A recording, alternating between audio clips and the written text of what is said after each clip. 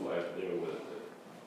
That you can have information and things go wrong with Coleman that are extremely, I didn't have the idea. So I feel for her. She woke up just for a moment. They said she's been very miserable. So pray that the Lord would ease that. All right. So this is, unless I've missed counting, session 30. Let's jump into our review. The sixth vision sequence, which is what we're undergoing now, is a focus on what? Now, we've said all along that all of the vision sequences, 1 through 7, will all deal with the time, the interadvental time between Christ's first and coming and his return. But the sixth vision sequence that we're currently in, I said, focuses on one particular subset, if you will. So what would that be? Other than a very long question.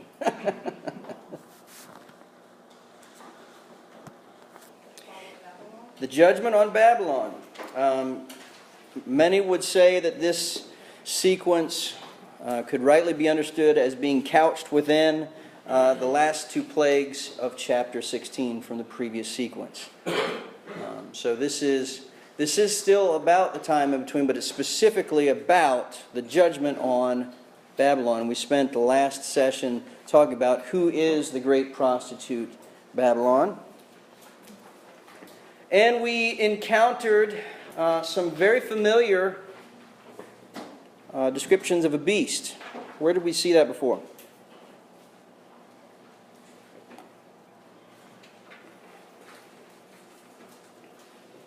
You did 3 monsters and a baby? Absolutely. Also from the previous sequence, or chapter 13, right? Nearly direct quotation, and some cases exact quotation from that. What does it mean that the prostitute sits on many waters? My wife has an excellent theory on this. Would you care to share? She's going into labor. She's going into labor. Her water has broken, right? And from all the movies, we know that that means birth is imminent. Rush her to the hospital. But that's not exactly what we covered in the study. So who would like to give that answer? What does it mean that she sits on many waters? Has influence over many. Absolutely. Speaks to the global influence or application, right? So last time we were talking about who is Babylon, and that was part of the clue. All right, so there's a lot of talk about the heads and the horns of the beast. Who wants to sum up what all that's about? Go on, take it, Marty.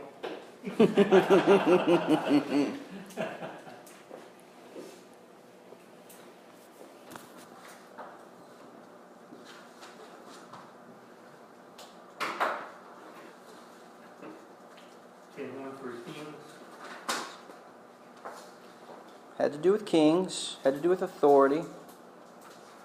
Remember I said there are a lot of commentators who want to nail down that each of the 10 represent one specific king, right? And one of the difficulties with that kind of reading is they can't agree on which king or emperor to start with and thus end with, or do we leave some in the middle out, and so that is problematic. But I said that it is a reference, and this is, of course, just a summation of what is expressed in greater detail last session, about the global and ongoing nature of the expressions of Babylon, right? Because some of the kings were and some were not yet. And the point was, in any age, we could find an expression of this beast and of this prostitute. And some were already and some were yet to come. And so we're still experiencing that. The global conspiracy against the true churches. Absolutely. Yeah. All right, so we are in the penultimate sequence. We're almost at the end. So just really quickly, let's take just a quick stroll through memory lane of our study. And it really sets up the context for what we're talking about now. So this This letter opens up talking about a vision of the Son of Man, right? Walking among the candlesticks. Jesus is present, is active, is walking among his churches. We find the 7 letters to the churches. He is aware of what is going on, right? Nothing escapes his gaze. God knows.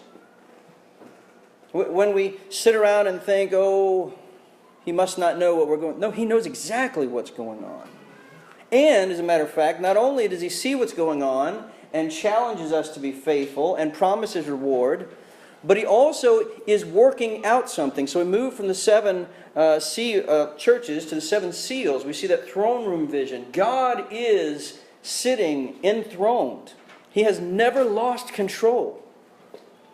And we see through that vision sequence, do you recall who is able to unseal the scroll? No one in heaven or in the earth or under the earth except for the Lion who is the Lamb, and he is worthy because he has conquered. And so we start to unseal this scroll and we see God's plan. God is working. It's not that he's going to be working. He is working. That was true in the first century and it still continues to be true. And so we continue on and we see that God is going to pour out judgments upon the earth against the enemies of God and his people. And we see that within that judgment that he's going to empower dark forces. As strange as that is, and as alien as that is to normal thinking, we see how that the Lord gave the key to Satan to unlock, right, the pit. And we see the increased demonic activity, the possessions, the deceptions are going on, and all that is part of God's judgment upon the earth. And then we continue on to see even more clarity in the 7 plagues, and now we find out in the 6th sequence that for all those times that we've wondered, things have got to be connected, is something going on? Yes, there is that cosmic conspiracy. Right? And the people and the governments and the militaries and the false religious leaders are not even always aware that that's true. Certainly most of the time they're not. They're being deceived. But it is a conspiracy. There is spiritual darkness in high places that Paul warns us that we are to wrestle against rather than flesh and blood. And so it's no coincidence. It is a conspiracy and it's being worked out. But it's being worked out to fulfill God's will. So in all these things, his people are protected, at least eternally so. Not rescued from all persecutions or sufferings, but rescued through them. So as we continue to go on, and you remember earlier in the letter, as we saw the vision, the souls of those who were beheaded, it says, speaking of martyrs in general, really, not only people who were specifically beheaded. And what was their question? How long, O Lord? Right? And we're beginning to see the answer to that. In the same way that in the long ago, the prophet Daniel was told by the Lord, seal up, do not reveal, seal up this prophecy. Now we're seeing it revealed. All the mysteries of the Old Testament are being unfurled and revealed through Christ and his purpose and God's plan for the earth, for his church, and for the enemies of his churches. So we're beginning to see, how did the book begin? You remember the first words of chapter 1? The revelation of Jesus Christ. Daniel had to seal it up. It was a mystery for all this time. Now we're seeing what's the fulfillment.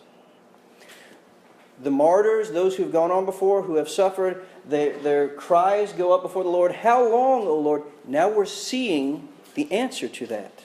And specifically in this 6th sequence, we're seeing the answer in that chapter 17.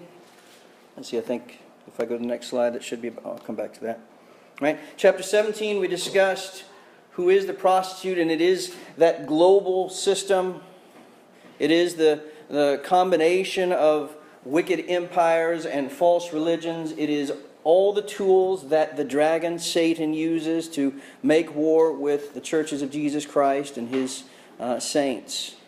And it is all a concerted and focused effort at the highest levels, even though we can't always connect the dots. But through this, we're understanding and we're seeing that all this, right? Chapter 18, that's tonight. The final answer, how long, O Lord? Well, all of it's going to end. For everything that God's people have ever suffered, for every time that God's people have ever said, the Lord judge you, right? It's not our place to bring vengeance. Vengeance is mine, saith the Lord. I will repay.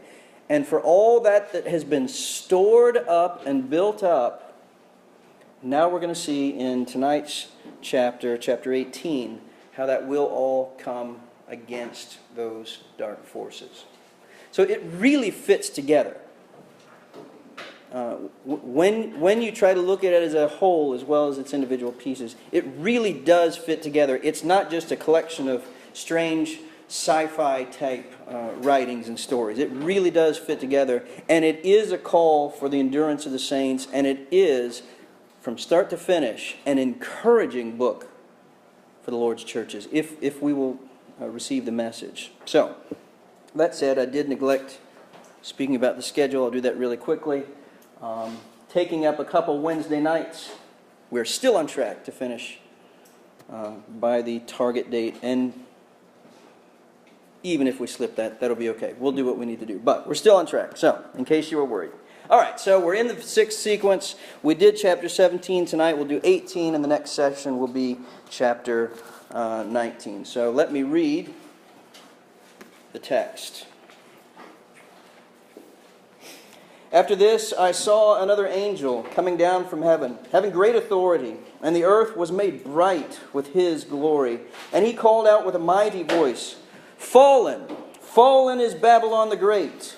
She has become a dwelling place for demons, a haunt for every unclean spirit, a haunt for every unclean bird, a haunt for every unclean and detestable beast. For all nations have drunk the wine of the passion of her sexual immorality. And the kings of the earth have committed immorality with her. And the merchants of the earth have grown rich from the power of her luxurious living." Then I heard another voice from heaven saying, "Come out of her, my people, lest you take part in her sins, lest you share in her plagues. For her sins are heaped high as heaven. And God has remembered her iniquities.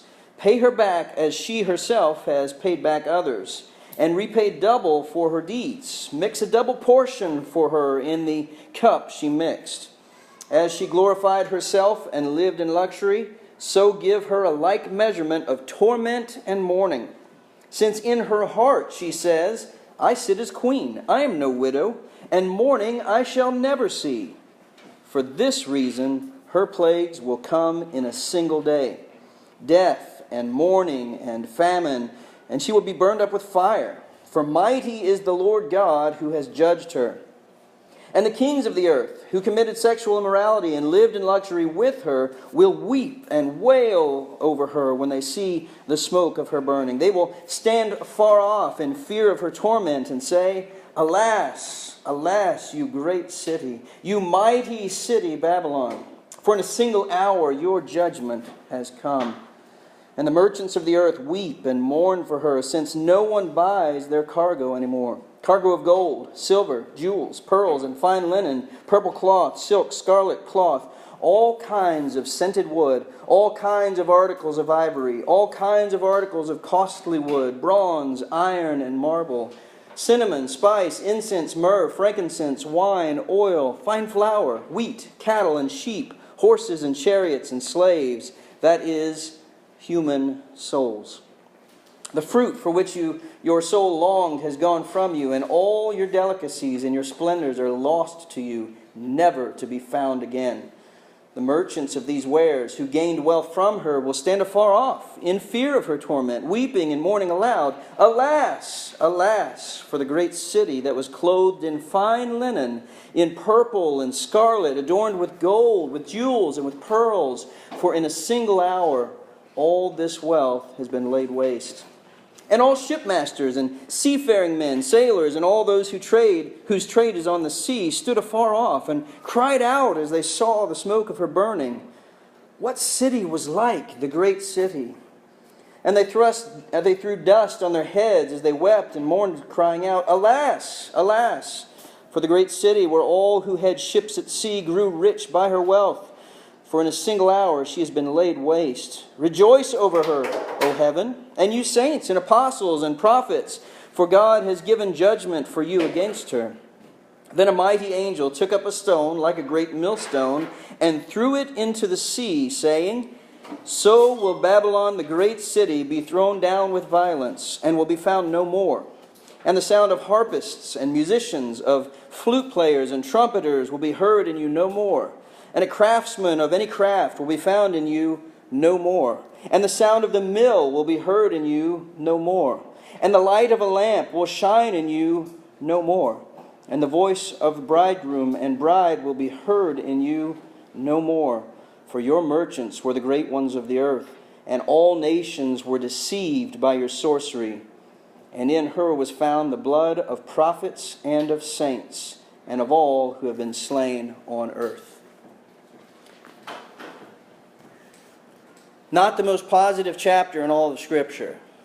There's a very clear statement and description of judgment. So, quick review or refresh. What is the picture of Babylon? This is a quote from G.K. Beale. "Therefore, Babylon is the prevailing economic religious system in alliance with the state and its related authorities as it exists in various forms throughout the ages," on and on. In other words, she is that great conspiracy. It is the combination and conflation of all the tools that the dragon uses to war against the churches of Jesus Christ. So, what happens to Babylon? After reading, yes, it's over. All right. So, Isaiah chapter 13. Some of the interesting language that you heard at the beginning, or close to the beginning of this chapter, is a reference to this passage. Isaiah 13, verses 19 through 22. Who'd like to read that? In Babylon, the glory of kingdoms, the beauty of the Chaldeans, excellency shall be as when God overthrew Sodom and Gomorrah. It shall never be inhabited, neither shall it be dwelt in from generation to generation. Neither shall the Arabian pitch their tent there, neither shall the shepherds make their clothes there. But wild beasts of the desert shall lie there, and their houses shall be full of doleful creatures, and owls shall dwell there, and satyrs shall dance there. All right. So here we have from the Old Testament, speaking about the literal Babylon. And they said it shall be like Sodom and Gomorrah, which is the clear and lasting and repeated picture of God's judgment. So Sodom and Gomorrah, literal Babylon, and now John, by inspiration of the Spirit, is importing that same message to this figurative Babylon, this great prostitute, this combination of the evil empires and false religions, and the judgment will be the same. We should expect that. If we read all of Scripture and not just pick and choose, we find God being very clear in His pictures of judgment. Right? And so we see that imported. So when you see talk about how it will become the haunts of the unclean beasts and whatnot, that is that language coming from the Old Testament. Now, as I said, this sequence is a zooming in on or a fleshing out of the 6th and 7th plagues from the 16th chapter. And so just quickly remember that that's where the demonic spirits were performing great signs and wonders. They were gathering the enemies against God for some final battle. But then there in the 7th plague, it was announced, it is done. And there was that earthquake that broke the great city in pieces. All right? So what happens to Babylon? Simply, Old Testament Babylon was destroyed, literally. And that's exactly what's going to happen in the final judgment with this figurative Babylon, this great prostitute. So who is the angel in verse 1 who had great authority and whom the earth is made bright with his glory? It's Christ.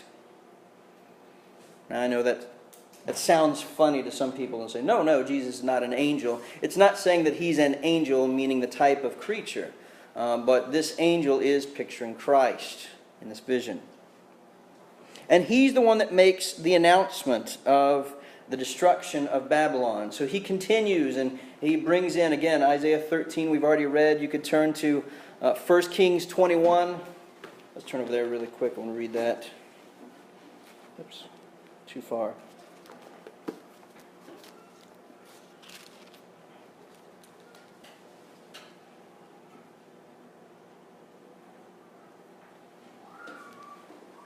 All right, 1 Kings 21, verses 23 to 24 says, And of Jezebel the Lord said, The dogs shall eat Jezebel within the walls of Jezreel. Anyone belonging to Ahab who dies in the city, the dogs shall eat. And anyone of his who dies in the open country, the birds of the heavens shall eat. Again, we see pictures of God's judgment. Now, that literally happened to those individuals. But some of the language that we read there in the opening of Revelation 18 is borrowing from this and saying this is the type of calamity, this is the type of sudden and complete annihilation that God's judgment is bringing. And he reminds us, talking about all the nations have committed sexual immorality, have drunk her wine, the kings of the earth, the merchants of the earth have gotten rich off of her, right? Just importing again or restating what we discussed about in chapter 17. And what's going to happen? She is going to fall. Now, in the midst of this proclamation of the fall of Babylon, we find this interesting invitation. Come out of her, my people.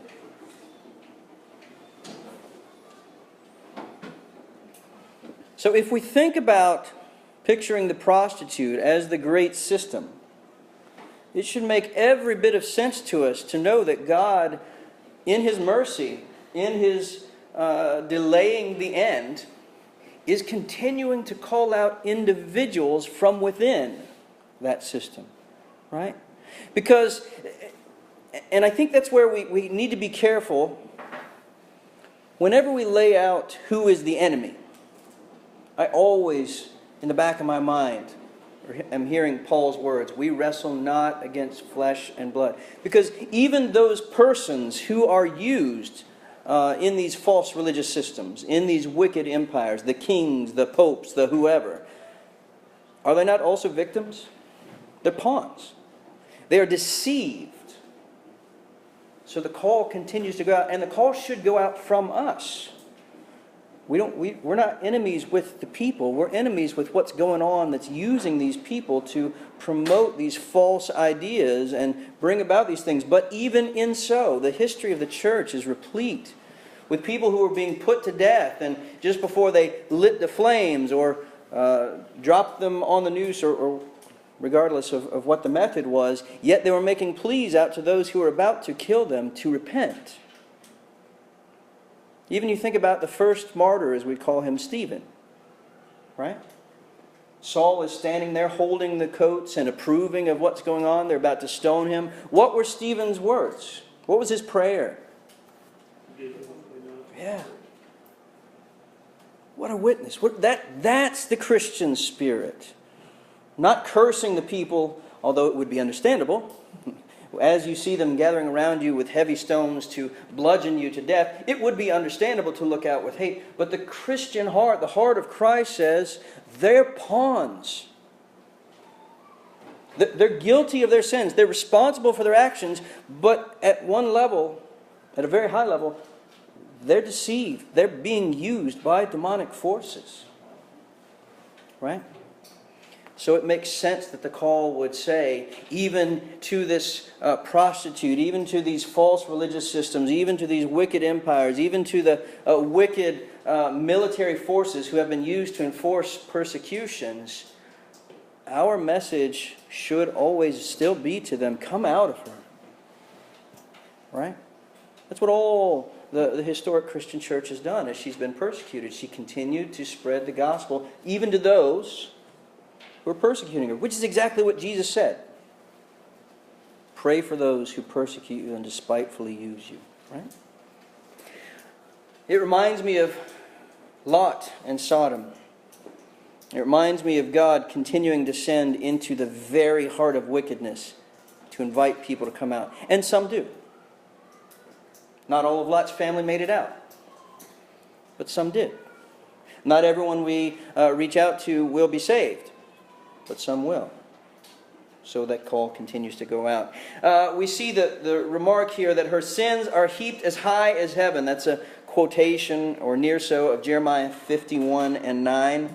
And in Jeremiah chapter 50, verse 29, we also see the echoes of where John got this language, to repay her as she has paid. In other words, for all that she has done, that's what she's heaping back on top of herself. Now, I hate the terms like karma, right? Because that takes it out of the hands of God. That's a very different... I know we sometimes just use these terms because it's in the society, because it's in the lingo. But no, this is God's judgment. He decides and He metes out. But there certainly is this idea that what you reap, you will sow. That is biblical wisdom, right? And so this is... God says she shall be paid as she has paid out. That was even shown to the Israelites. Yeah. God judged them, but He said when they returned, the same things that they went through, the people who punished them or took them would go through those same plagues and same curses. And so this is just a repetition of that same cycle, that same theme, right? Same God, of course He's going to be the same. God does not change. Good point. Now, at the fall of Babylon, there's great mourning. Why? Because, as it says in verse 9, the kings of the earth, why would they mourn? Because that's where they got their power. Now, ultimately, all power and all authority is granted of God, or it doesn't exist. True. But the more immediate needs or means by which they received their power was from this system, was from these tools of the dragon. And so, yeah, they're losing it. Absolutely. And we see this happening time and time again throughout history, right? As some evil regimes grow and then they fall. And then those who were made wealthy by, or who had power or prestige by, then they lose along with it, right? What's the quote from Lonesome Dove? If you ride with a horse thief, Ride with an outlaw, you die. there you go. If you ride with an outlaw, you die with an outlaw. Right? I'm not saying that's a quotation of Scripture, but I'm saying the kings of the earth made their bed with this great prostitute. And they greatly suffer when she receives hers. Same is true of the economies of the world. The merchants, right? Listen, there is big business in sin and deviancy. Always has been. Now, you want to know the fastest way to make a buck? Feed somebody's sinful desires and lusts. Right? Now, you could apply that to substance abuse. You could apply that to sex trade. You could apply... It doesn't matter.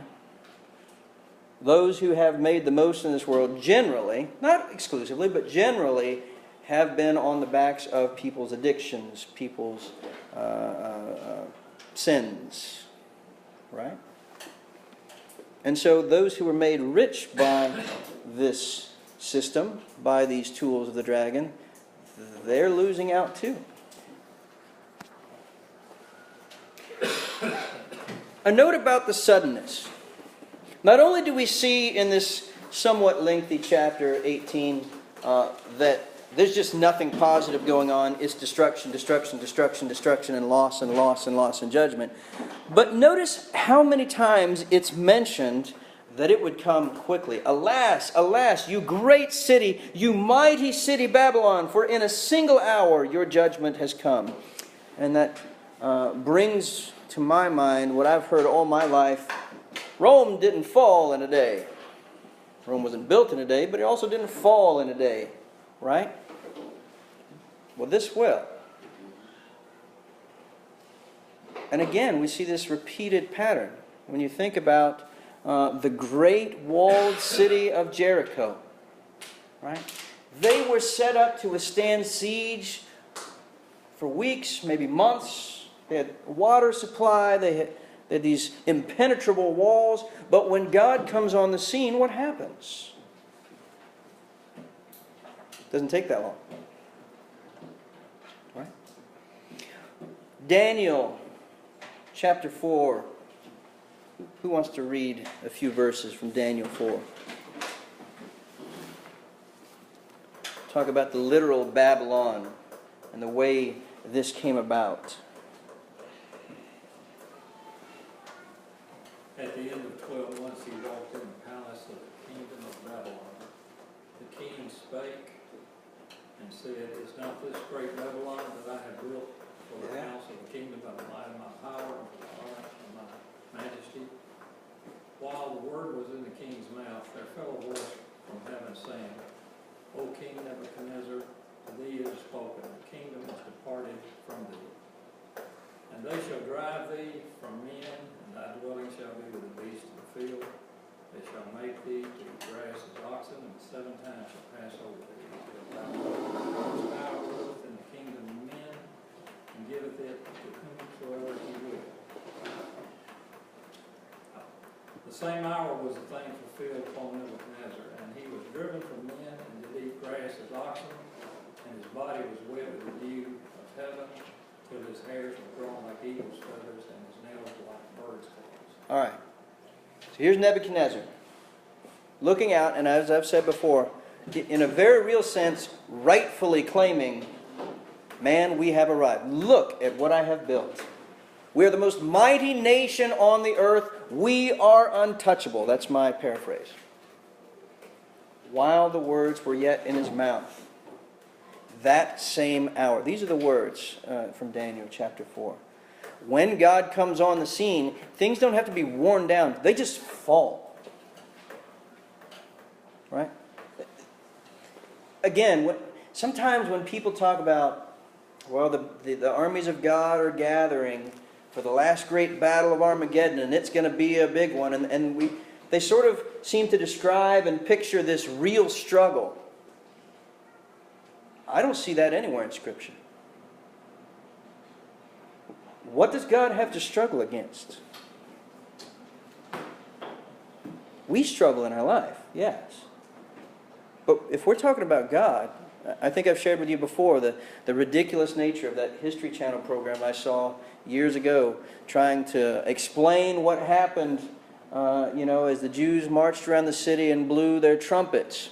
And so they were trying to figure out if they had horns tuned to the exact right frequency and the right amplitude of volume aimed in the right section, it might be a sound weapon that would loosen the mortars between the blocks where that they could maybe knock them down. That's not what my Bible says at all. It wasn't because of the might of the blast of the horn. It was because God said, I'm going to do this. And it was done. Revelation 16 and 17. The seventh angel poured out his bowl into the air, and a loud voice came out of the temple from the throne saying, it is done. Nebuchadnezzar says, look at what we've done. God says, that's gone. And the same hour these things were brought in. So, when we see this repeated pattern and mentioning in the 18th chapter that it's come on her in an hour, don't think that God's going to have to really work hard to overcome this enemy. No. He's pouring out his judgment in a perfect timing. And when he, for the last time, utters those 3 words, it is done, it'll just be done. No struggle on God's part. God does not break a sweat. He just says it's done. Let's look at the desolation. If we look in Luke chapter 16, We've hung out in Luke a bit lately on Sunday mornings. Luke chapter 16, we find the story of the rich man and Lazarus.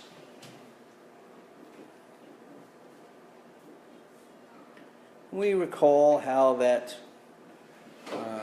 the rich man is described in the King James language as faring sumptuously. Right? He never wanted for anything. In fact, he had people to want for him and other people to serve those needs. I mean, that's the picture, right? There are a few people in the world who are like that today. I never have and maybe never will meet them, and certainly won't live like them. Juxtaposed against Lazarus, who's named, unlike the rich man, who had nothing in this life. Not materially. But how was their end? Right? The rich man who wanted for nothing wound up in eternal damnation, wanting just a drop of water. Do you see that great reversal? And it's not because he was rich. It's because he was selfish and built up in his own heart and never submitted to the gospel call. It's because he never got his sins forgiven. Whereas Lazarus, who had nothing in this life, now is set up forever and ever in eternal bliss. A very different end than the way they began. John writes, same author as the Revelation, 1 John chapter 2 and verse 17. He talks about how we're not supposed to love this world or the things of this world, and he tells us, look, it's all passing away. Right? I mean, the logic there, it's a no-brainer. This stuff is not going to last. Why would we focus so much on it? Why would we set up in our hearts these priorities of things that are passing away rather than things that are eternal? So to all that, I say, bring that into this picture of the desolation of Babylon. She has fared sumptuously. Right? But this is her end. Verse 14.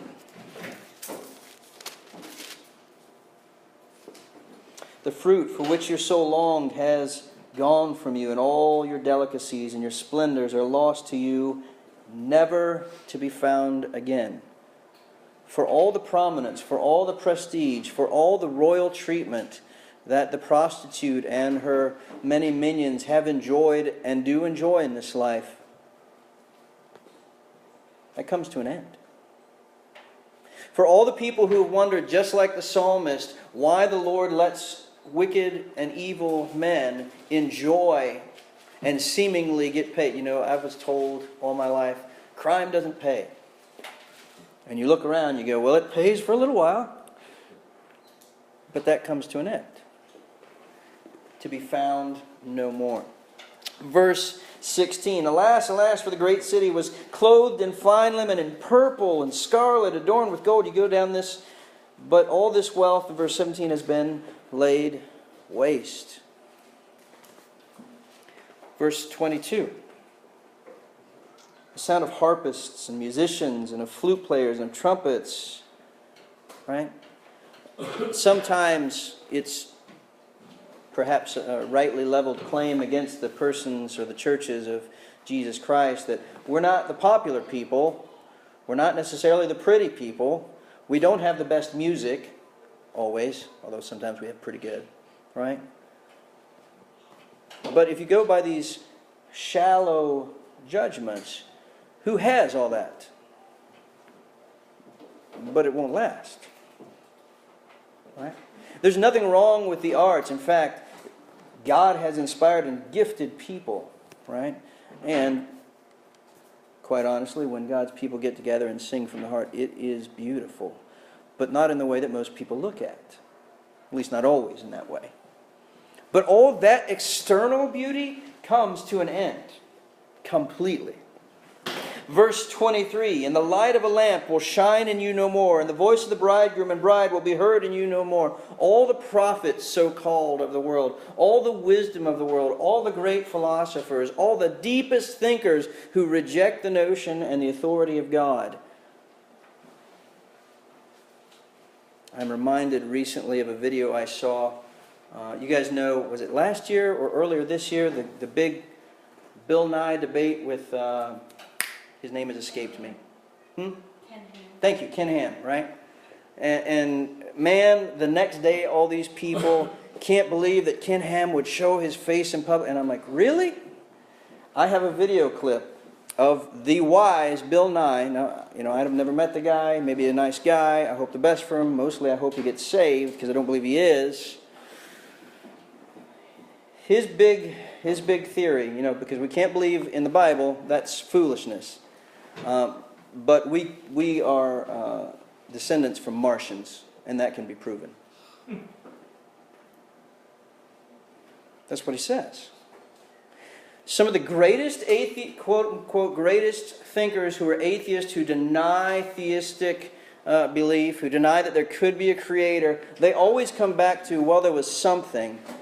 Maybe it was aliens, maybe it was.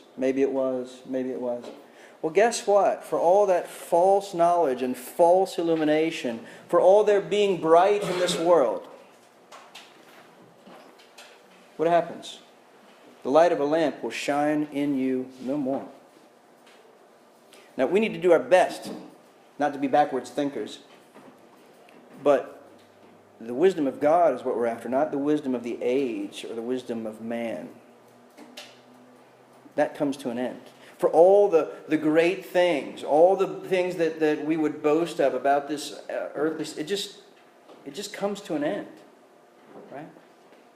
It just does. Verse 24. What is the only thing that remains? She's lost all her beauty, she's lost all her wealth, she's lost all her prestige, her placement, all the benefits. What's left? And in her was found the blood of prophets and of saints and of all who have been slain on earth. The only thing that's left is the guilt and the debt of her sin. Now, if that's not just a complete annihilation and desolation and just the saddest picture that could ever be painted, I don't know what is. Right? You have the thief on the cross who was likely a legitimate criminal, perhaps violent, perhaps a murderer. But in the end, he'll be in paradise with God with all his sins covered, forgiven. The only thing that remains in her is her guilt. That is a desolate picture. And then we come to this. For all this darkness, for all this judgment talk, for all this lack of anything, then we find, and this will be picked up and spoken to more in the next chapter as well, but verse 20.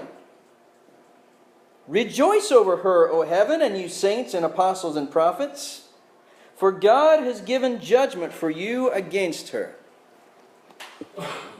That's just like out of nowhere. We're talking about desolation. We're talking about empty streets. We're talking about mourning. We're weeping. But rejoice over her, O heaven. The question was asked previously, in the age to come, will we be aware, or to what degree will we be aware, and what will be our understanding of those who are in punishment forever and ever? We already have the picture that the smoke will rise forever and ever. And I say, I think we'll be aware. The difference will be our understanding. All right, so let's look at two things really quickly. First, Psalm 137.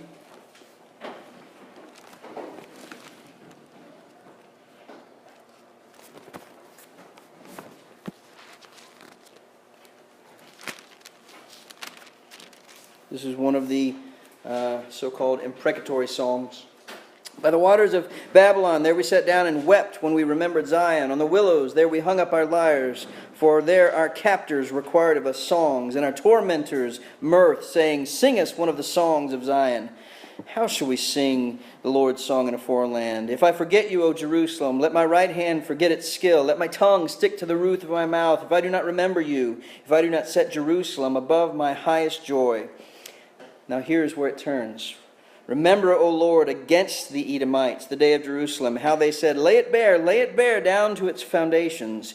O daughter of Babylon, doomed to be destroyed. Blessed shall he be who repays you for what you have done to us. Blessed shall be he who takes your little ones and dashes them against the rock. We need to put that to music and sing it on Sunday morning. That might be a little strange, right? But what is it? Is it then that the psalmist here has harboring hatred in his heart towards these individuals? Or is it rather that the emphasis is on the righteous judgment of God? We will not be in heaven singing the praises that so-and-so is damned forever and ever. But we will be in heaven forever and ever singing the praises of God who is righteous in his judgments and who repaid justly and who avenged the suffering of all his people from all ages. That's why there's rejoicing. We'll know as God knows. Yes. We'll have an understanding that we can't comprehend. Yes. That this is what it should be. That's the big difference. We'll be changed. And we'll see things. I like the way you said that. We'll see things as they are, as they truly are, and as God sees them. That's the difference. We'll talk a little bit more in the next chapter about some of that rejoicing, but the emphasis is on the right judgment of God, not on the suffering of the people. So, chapter 18 contains a multifaceted description of the end of Babylon, the great prostitute. In the end, she is judged because of her iniquity. She is judged quickly, and she is judged completely. In the time before this judgment is completed, God's people are called to come out from her and thereby escape her plagues. This is the answer to the cry of the departed saints. How long, O Lord? It's coming to an end, and a complete one. Yes? And I might be jumping ahead here, but when is this calamity that's coming upon Babylon as a worldly calamity So, take place in relationship to the end of time? so I think this is describing the finality of final judgment. Okay, so we're at this point, we're at final judgment. We're, Because if it happens, I mean, the world is sinful, right. and it's driven churches and numerous things that go on, bring sin in. Yes. So if something like this happened prior to judgment, then that's a pretty big. Right. No, so we will see iterations on a smaller scale, as we have always seen. We've seen evil empires fall. We've seen wicked, false religious leaders fall and movements fall. But those are just sort of the ripples, the shocks leading up to the main quake. This is describing what will be the finality of God's judgment. But of course you know that most of our lives, we've always been taught and told that Babylon represents the Catholic Church. Right. And in actual fact, the Catholic Church, in my opinion, actually personifies all that you've been talking about right there in one I agree with that. spot. Yeah. Even though the tentacles run out through the whole world. I agree with that. I think that is a part of what this is describing, not the entirety.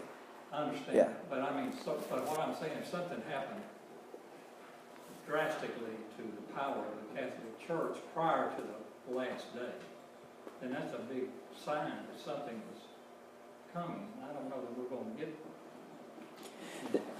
a billboard that says. Right. No, so don't read this chapter in the sense that when we read about the king's mourning and the merchant's mourning, it's picturing how utterly complete the judgment will be. It's not saying there will be a source of time where all the wickedness has fallen and now everybody's mourning it for a while and then will come the end.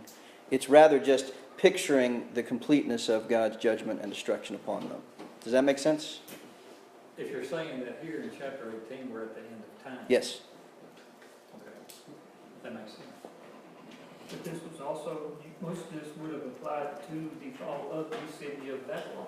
Yes. The richness was lost, the Yes. people fled and mourned over it. I mean, all this as a picture of this. And the fall of the Roman Empire. And yeah, so we have seen iterations of it. We will see iterations of it until the end, whenever that is. Yeah, But this is the end. Final judgment Yes. here. This is not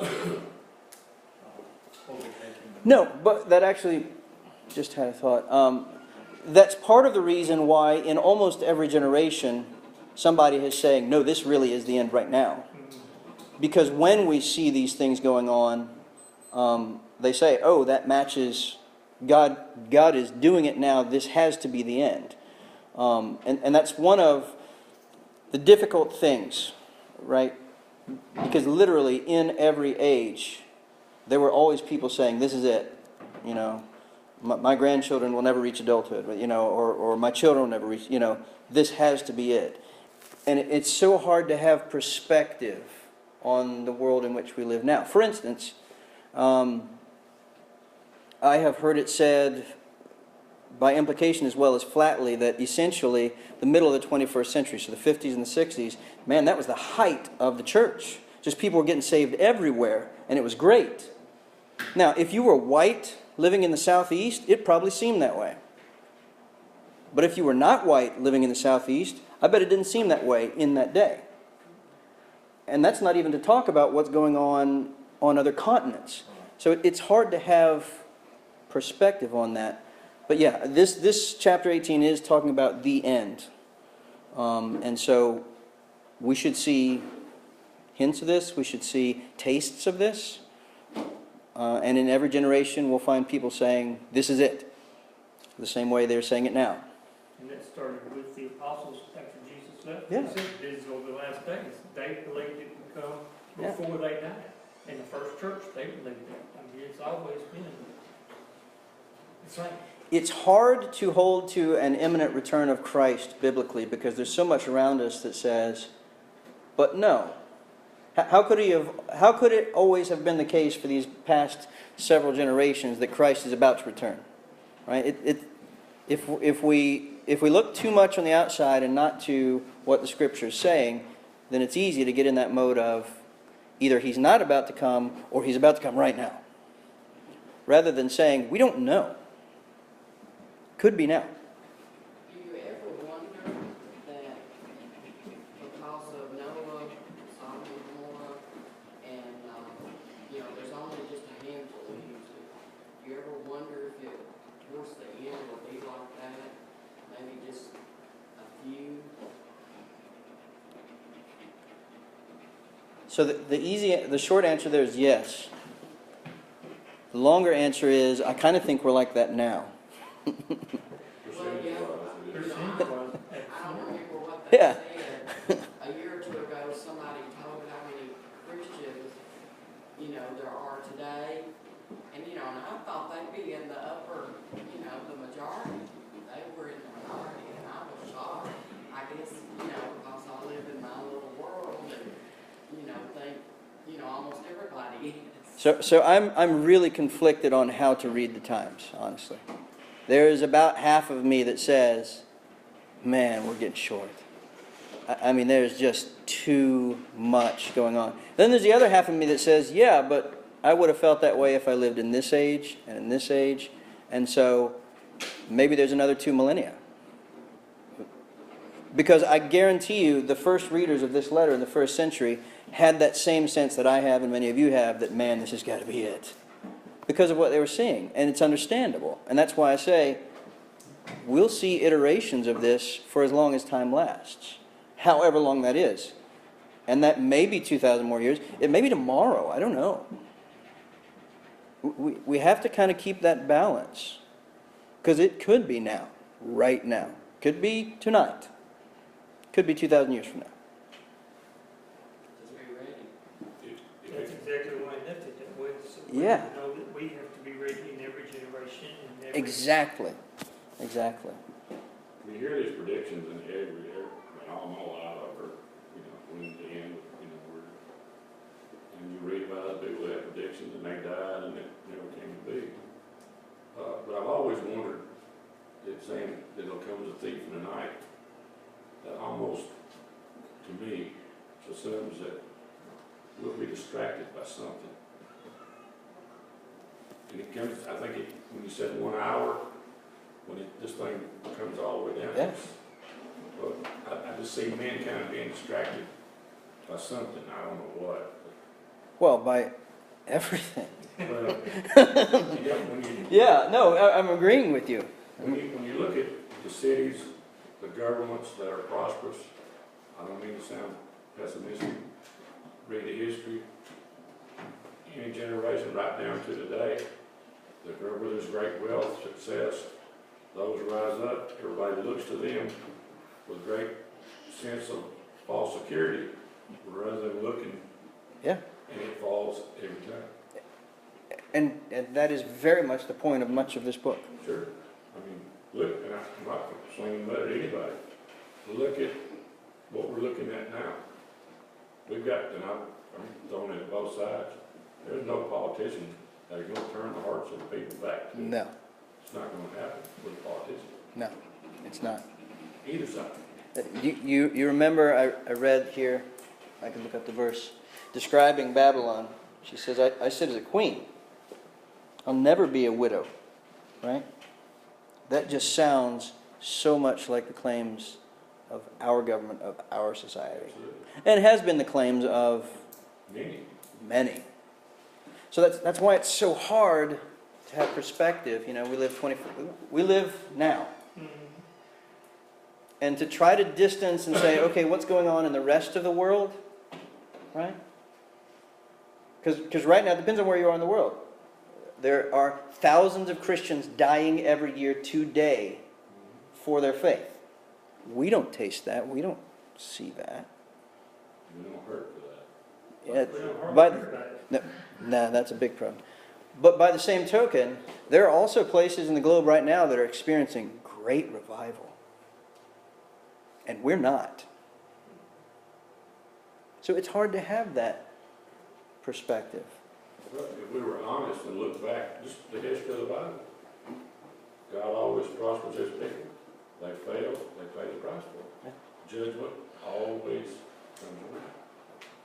At least it always has for me, ever since I was a kid. And always will. I got whacked every time I did something wrong. Nothing. And that was often. Still is. It still is, yes. So this is the end. This is a picture of the end. And we might be right on the cusp of that. But if we're not, we'll continue seeing smaller versions of it until then. And we'll keep seeing the earth go down and down and down. And a little up and then a lot down. And then, yeah, It's up and down. I mean, it's Yeah. always that's happening. the way it is. But make no mistake about it, the message is clear. Vengeance is mine, saith the Lord, and he will repay. We have that promise. That's what releases us from needing to carry grudges and needing to get vengeance. God's got that. That's not our place. And he's going to. And we can trust in that. We can trust in this as much as we trust in the resurrection that is promised to us. We should. So, good discussion. Anything else? If not, I will stop the recordings, and when next we convene, we will be in chapter 19, and we will conclude this sequence.